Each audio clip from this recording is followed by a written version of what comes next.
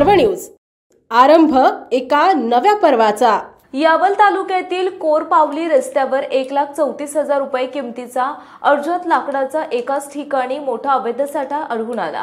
यावल पश्चिम वनक्षेत्रातील वाघझिरा तथा हरिपुरा वनपाल पथकाने यावर कारवाई केल्याने यावल रावेर तालुकासह परिसरातील अवैध सागवानी आणि अवैध आडसात लाकूड व्यावसायिकांमध्ये मोठी खळबळ उडाली आहे।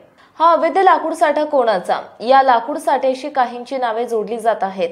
गुरुवार 18 जानेवारी 2024 रोजी वनपाल वाघझिरा तथा अतिरिक्त कार्यभार हरिपुरा आणि हरिपुरा वाघझिरा राऊंड स्टाफसह यावल तालुक्यातील दहिगाव येथे दहिगाव कोरपावली गच्चा रस्त्यावर तपासणी केली असता अवैध इंचायली लाकूड साठा आढळून आला।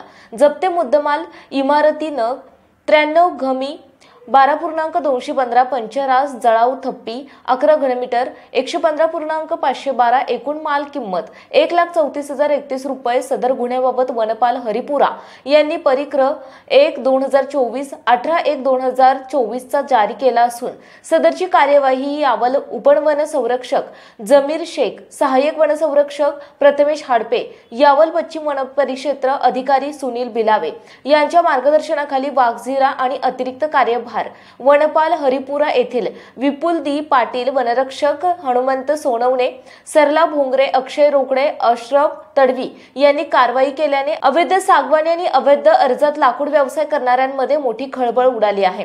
आरंभ पर्व न्यूज करिता प्रतिनिधी पंकज तायडे, यावल। पुणे शहरातील आणि जिल्ह्यातील महत्त्वाच्या आणि ताज्या बातम्या पाहण्यासाठी आजच आमच्या आरंभ पर्व न्यूज चॅनलला YouTube वर सबस्क्राइब करा आणि बेल आयकॉन प्रेस करा।